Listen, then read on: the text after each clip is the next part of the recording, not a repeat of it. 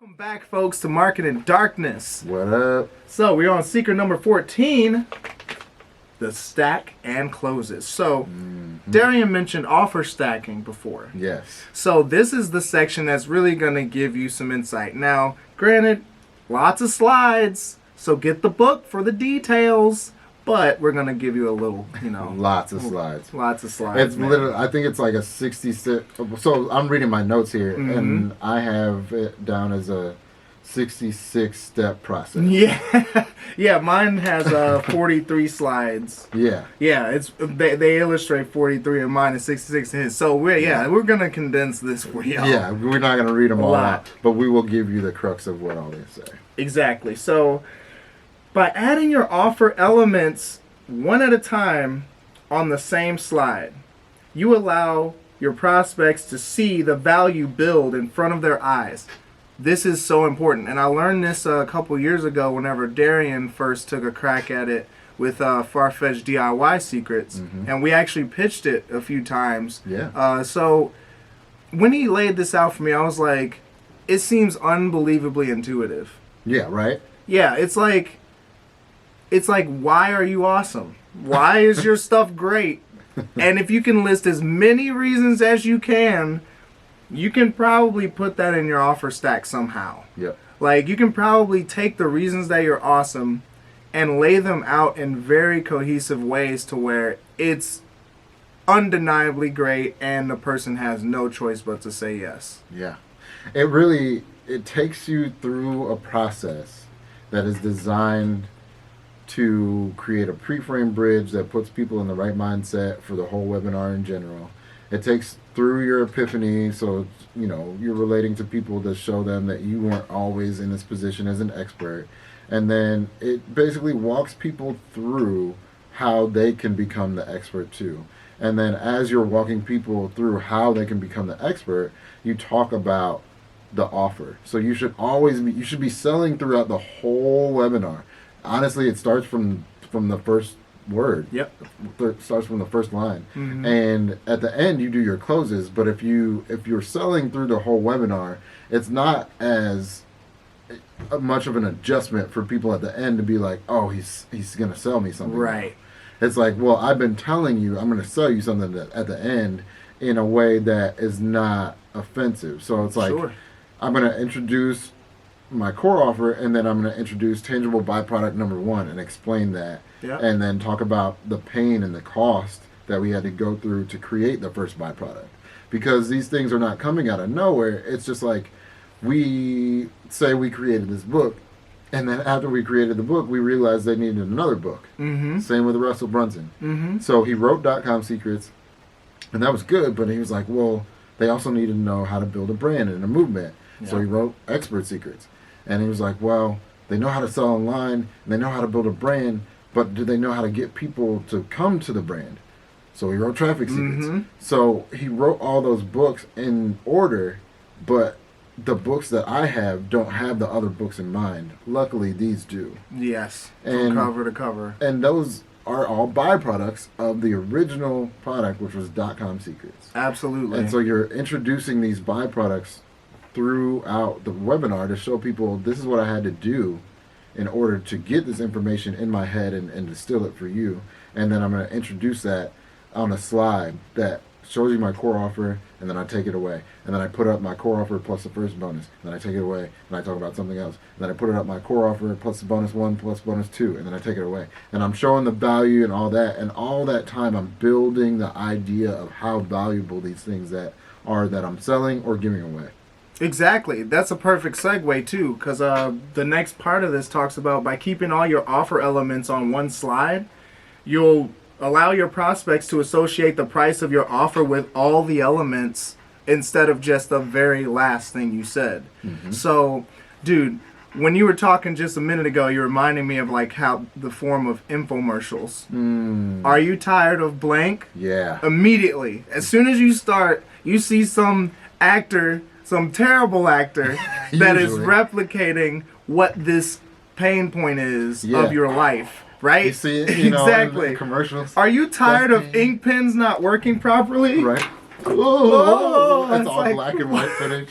Who uses an ink pen like that? But anyway, my point is, you have to pretty much the whole time make sure that folks understand that what you're offering is not just one flat product. There's so many ways that this can help people. You need to show them the different ways besides the surface level way that it helps. Yeah, all of the different ways. Once you Where's solve my pen at? once you solve the initial problem, most likely another problem will arise. It may not be as big as the core problem, but inevitably, when you solve one thing, another thing comes up. If you own a house, if you've ever been in an apartment before, then you know as soon as you fix the sink, now the fridge is on the fridge. You know what I mean? So creating products that go and address those issues are how you create the stack. Exactly. So after you share the big domino and 3 secrets, you'll transition to the stacks and closes. So essentially, the next few figures will talk about the way that you actually form the slides by recapping things and all of that. So then, like, also pretty much, Kristen, if you need to dip, let us. You can just dip out. You don't have to like stop it or anything. All right, so cool. We're just talking about like details. Like I said, the stacks and closes really goes in the nitty gritty. Like the rest of these are just. This is the slide. There's a bunch of slides. This is how to write up the slide. Mm-hmm. But you said a very important word there, and I think that we should approach that is the transition to the closes. So, of course, like I said, you're selling throughout the entire webinar with the pen in the beginning, you know. But at the end, you have to transition into a period where all you're trying to do is make the sale. And initially, I had a huge question about that. I'm not a big salesperson. Unless I believe in the product, then I can sell anything I believe in. Sure. But which, this product is like that. But I was like, how do I switch from just telling people about the thing to selling? And it was such a simple transition. It's a very short phrase. And I was like, that makes so much sense. Because like I do this all the time. Let me ask you a question.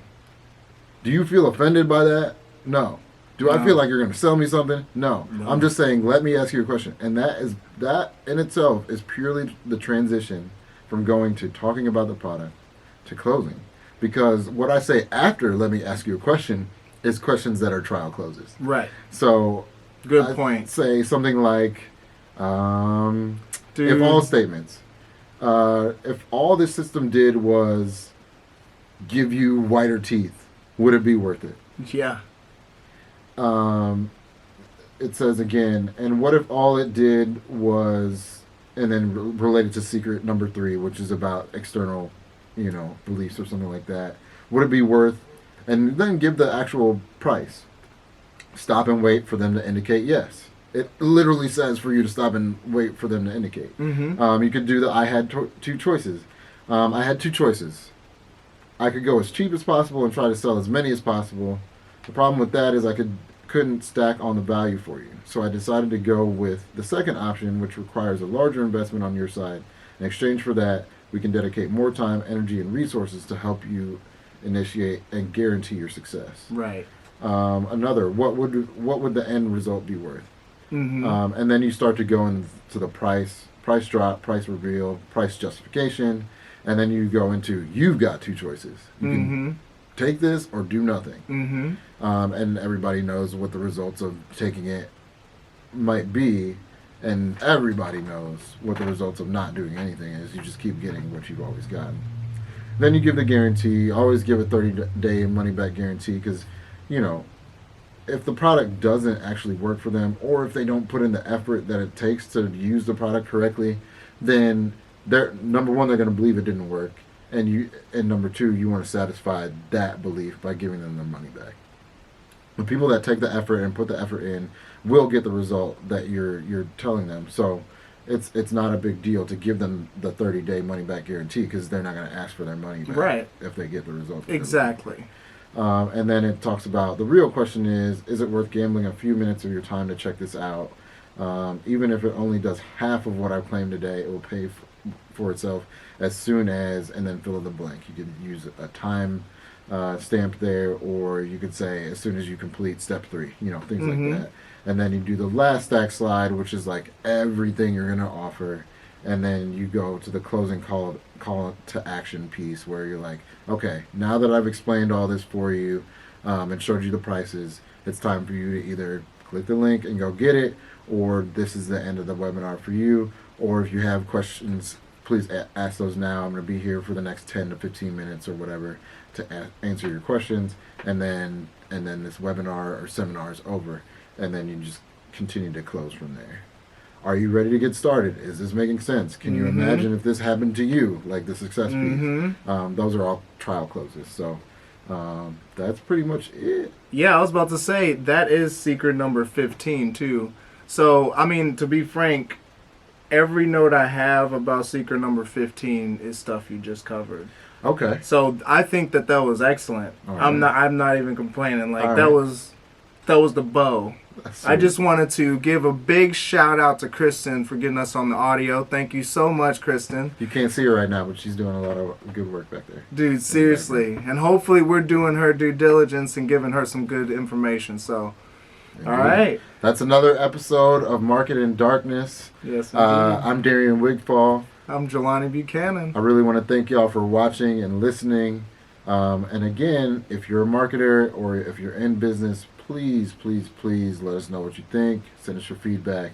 We'd love to hear from you. What books are you reading? If you want us to read a book and discuss it on the podcast, let us know. Yes, indeed. Send us an email or something. But until next time. It's all about the level up.